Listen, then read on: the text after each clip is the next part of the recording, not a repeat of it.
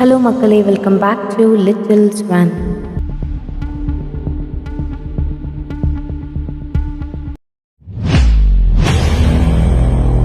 அந்த காலத்தில் இப்பொழுது இருப்பது போன்ற மருத்துவமனைகளோ மருத்துவர்களோ இருந்தது கிடையாது.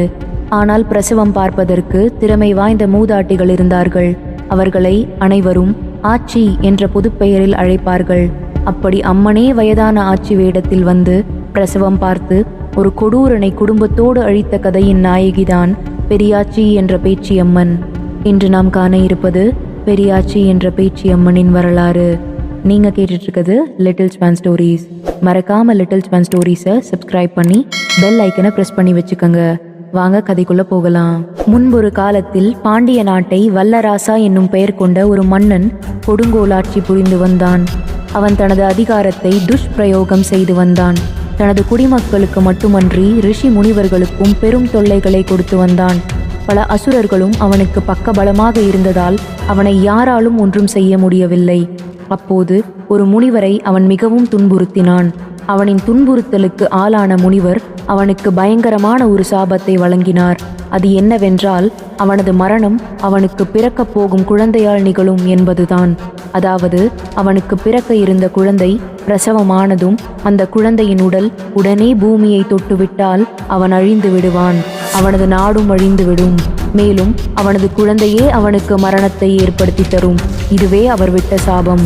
இதை பற்றி அவன் பல ஜோசியர்களிடம் ஆலோசனை கேட்கையில் அவர்கள் அதிலிருந்து தப்பிக்க சில விதிமுறைகளை கூறினார்கள். அது என்னவென்றால், பிறந்த குழந்தை பூமியை தொடாமல் ஒரு நாள் இருக்க வேண்டும். மேலும் அந்த குழந்தைக்கு பிரசவம் பார்த்த நபரை மரணிக்க செய்ய வேண்டும். அப்படி செய்துவிட்டால் அதற்கு பிறகு ஒன்றுமாகாது. இது ஒன்றுதான் அவன் மரணத்திலிருந்து தப்பிப்பதற்கான வழி. ஆனால் அவனுக்கு வெகு காலம் வரை குழந்தை பிறக்கவில்லை. பிறகு ஒரு முறை மனைவி கர்ப்பவதியானாள். பிறக்கும் குழந்தை பூமியை உடனே தொட்டுவிட்டால் தனக்கு மரணம் சம்பவிக்கும். ஆனால் அந்த சாபம் தோல்வி அடைந்து விட்டால் அதற்கு பிறகு தனக்கு ஆபத்து கிடையாது என்பதை தெரிந்து வைத்திருந்தவன் என்ன செய்வது என தவித்தான். அம்மனின் திருவிளையாடல் இங்குதான் ஆரம்பமாகியது. அவன் அழிய வேண்டும் என்ற விதி இருந்ததினால் பெரியாச்சி அம்மன் அவன் நாட்டில் ஒரு வயதாகிய பெண்மணி உருவில் வலம் வந்து கொண்டிருந்தாள். ஏற்கனவே கூறியது போல பிரசவம் பார்க்க அந்த காலங்களில் வசதி கிடையாது. கட்டில்கள் கிடையாது, மெத்தை கிடையாது. தரையில் பாயின் மீதுதான் இருந்து பிரசவிப்பார்கள். அதனால்தான் பிரசவம் பார்ப்பதற்கென்றே அனுபவம் மிகுந்த வயதான ஆட்சிகளை கர்ப்பிணிகளுக்கு துணையாக இருக்க வைப்பார்கள். பெரியாச்சி என்பவர் தொண்டை நாட்டில் கொண்டித்தோப்பு கிராமத்தில் மருத்துவச்சியாக பணிபுரிந்து வந்தார். குழந்தைகளை பிரசவிக்கும் திறமைக்காக அவள் நன்கு அறியப்பட்டாள். வாள் சண்டை, ஈட்டி எறிதல் போன்ற தற்காப்பு கலைகளையும் அறிந்திருந்தாள். அரசன் தன்னுடைய படையினரை அனைத்து இடத்திற்கும் அனுப்பி மனைவிக்கு பிரசவம் பார்க்க தக்க துணையை தேடினான். ஆனால் அவனுக்கு பயந்து யாரும் அதற்கு முன்வரவில்லை. ராணிக்கு பிரசவ வலி வந்துவிட்டது. பிறக்கும் குழந்தையும் நலமாக இருக்க வேண்டும். அதே நேரத்தில் தானும் அழியாமல் இருக்க வேண்டும் என கவலையடைந்த மன்னன் உடனடியாக கிளம்பி தானே ஊருக்குள் சென்று நல்ல ஆட்சியை பிரசவத்திற்காக தேடிக்கொண்டிருந்த போது மன்னனின் முன்னால் ஒரு வயதான பெண்மணியின் உருவில் இருந்த பெரியாச்சி அம்மன் தென்பட்டாள். வயதான பெண்மணி ஒரு தெய்வ பிறவி என்பதை அறியாமல் அவளது உதவியை நாடினான் மன்னன். முதியவள் வடிவில் இருந்த பெரியாச்சி அம்மனும் அவனது மனைவிக்கு பிரசவம் பார்த்து அவன் குழந்தையின் உடல் முதலில் பூமியில் படாமல் பார்த்து கொள்வதாக உறுதி கூறினாள். கூடவே அவனிடம் ஒரு நிபந்தனையையும் வைத்தாள். அந்த நிபந்தனையின்படி அவள் அவனுக்கு பிறக்கும் குழந்தையின் உடல் பூமியில் படாமல் வைத்து கொண்டு இருந்து விட்டால் அவளுக்கு ஏராளமான பொருட்களை தர வேண்டும் என்பதே. மன்னனும் தருவதாக கூறி உறுதியளித்தான். குழந்தை பிறந்தது. மன்னனின் மனைவியின் அருகிலேயே அமர்ந்து கொண்டிருந்த பெரியாச்சி அம்மனும் குழந்தையை தன்னுடைய கையில் ஏந்தி கொண்டு அமர்ந்திருந்தாள். காலக்கெடு முடிந்ததும் அரசன் வந்து அந்த குழந்தையை தன் மனைவியிடம் தருமாறு கேட்டான். அவனது மனைவியும் ஆட்சியிடம் சண்டையிட்டாள். ஆனால் பெரியாச்சி அம்மனோ குழந்தையை தன் கையிலேயே வைத்து கொண்டு முதலில் தனக்கு தர வேண்டிய பொருட்களை கொண்டு வருமாறு கூறினாள். ஆணவம் பிடித்த மன்னனோ தன்னை இனி யாராலும் ஒன்றும் செய்ய முடியாது, அப்படி இருக்க ஒரு வயதான பெண்மணியினால் தன்னை என்ன செய்ய முடியும் என இருமாப்பு கொண்டான். கூறியபடி ஒன்றும் தர முடியாது எனவும் குழந்தையை கொடுக்காவிடில் உன்னை கொன்று விடுவேன் என கோபமாக கூறிய வண்ணம் உருவிய வாளுடன் பெரியாச்சியின் அருகில் சென்றான்.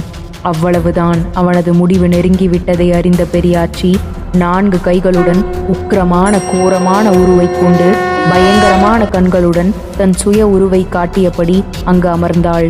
ஒரு கையில் குழந்தையை உயர்த்தி பிடித்தாள். இன்னொரு கையினால் பேராசை பிடித்த மன்னனின் மனைவியின் குடலை உருவி மாலையாக போட்டுக்கொண்டு அவள் உடலின் உட்பாகங்களை கடித்து தின்றாள்.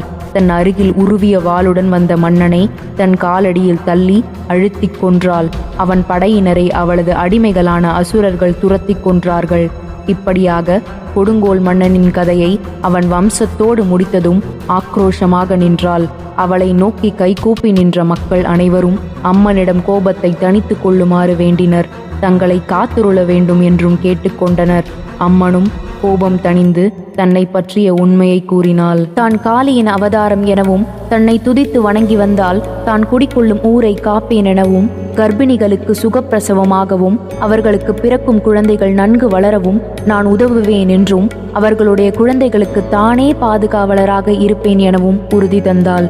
இப்படியாக தன்னை அடையாளம் காட்டிக் கொண்டவள் பல கிராமங்களில் கிராம தேவதையாகவும் நகரங்களில் நகர மக்கள் வழங்கும் பேச்சி அல்லது பெரியாச்சி அம்மனாகவும் விளங்கி வருகிறாள். உக்கிரமான உருவத்துடன் தன் கையில் ஒரு குழந்தையை ஏந்தி கொண்டும் தொடையில் தனது கைகளினால் ஒரு பெண்மணியின் வயிற்றை கீறிய நிலையிலும் கால் பாதத்தின் கீழ் ஒரு மனிதன் மிதிபட்டு கிடக்கவும் தோற்றம் தரும் பேச்சியம்மன் பார்ப்பதற்குத்தான் உக்கிரமே தவிர அவளை வணங்கி துதிப்போர்க்கு அவள் கருணை கடலாக திகழ்கிறாள். பெரியாச்சி என்ற பேச்சியம்மன் தமிழக கிராம மக்களால் அதிக அளவில் வழிபடப்படும் தெய்வம்.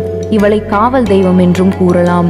குறிப்பாக பேச்சியம்மன் கர்ப்பமாக இருக்கும் பெண்களின் காவல் தெய்வமாக திகழ்கிறாள்.